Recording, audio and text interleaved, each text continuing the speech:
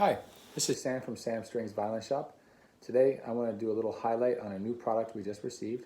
This is the Arcos Brasil Special Edition Gold Mounted Bow by C.Chagas, one of their most experienced makers. You might be wondering, what's the difference between a nickel mounted bow, a silver mounted bow, gold mounted, etc.? Typically the workshops prior to making any bows will sort their wood. The types of ways they sort it is based on the density, whether or not it floats or sinks in water. Also, they're going to be putting a Luki number on it. Basically what that is a little machine that has a diode here and a diode here, and it measures how fast sound travels throughout the wood. Also, they're going to look at the orientation of the wood, whether or not it's quarter cut, at an angle, how long the grain goes, whether or not there's any flaws or any imperfections, maybe a knot in the wood and so forth. Once they've done that sorting, then they have different workers work with different materials. So the more experienced workers are going to obviously work with the higher grade material. As I said before, C.Chagas is one of the most experienced of the makers there, hence he typically works on the higher end bows. Let me play just a little bit.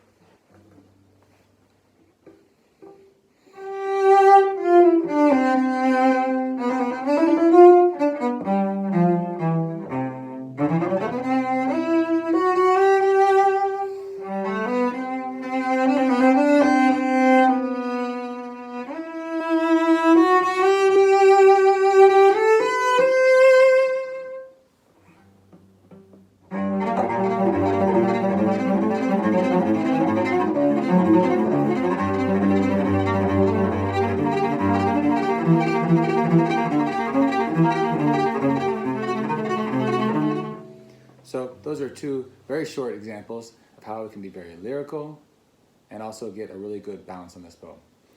I would describe this particular bow as being a warm quality sound, full, rich.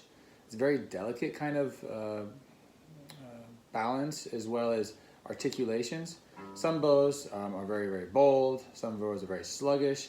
I would characterize this as a quick bow, but rather than having a bright, shiny kind of quality to it, it has more of a golden kind of quality to it, hence, in this case, a golden mounting. So, usually when I talk with customers, I talk about pairing a bow with an instrument.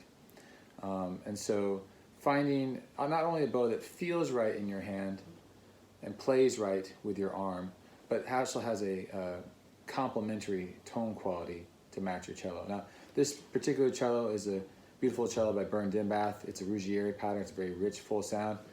To be quite frank, this is the first cello I picked up because I like it. But I would say this bow would probably go really well with a brighter sounding cello. Especially if you're trying to tone down the edginess of your instrument, you want to get a more lush quality. This bow is probably a really good choice for you. Other elements that I talk about when I'm choosing bows, and I can describe this bow, being able to get a very even sound throughout the entire length of the bow without like warbles. That can happen sometimes if the bow's camber is very, very uneven. Also, it can happen if the user is having some issues. Other things is, how does it feel at the frog versus at the tip? Some bows, you really have to work extra hard to get a lot of power here at the tip. In this particular case, the balance is nice. As you can see my hand here. I'm maybe use my fingers here. I'm getting sound pretty easily without even having to do a lot of effort. Here's something soft.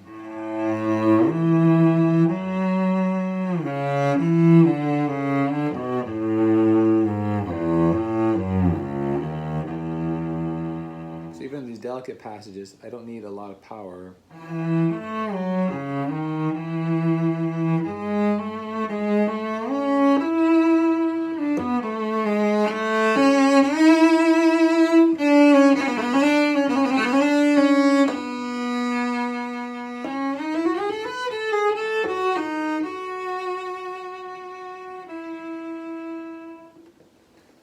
A lot of possibilities with this bow. If you're interested in learning more about the bow, I'd be happy to discuss it with you. Check out our website, www.samstrings. Thank you.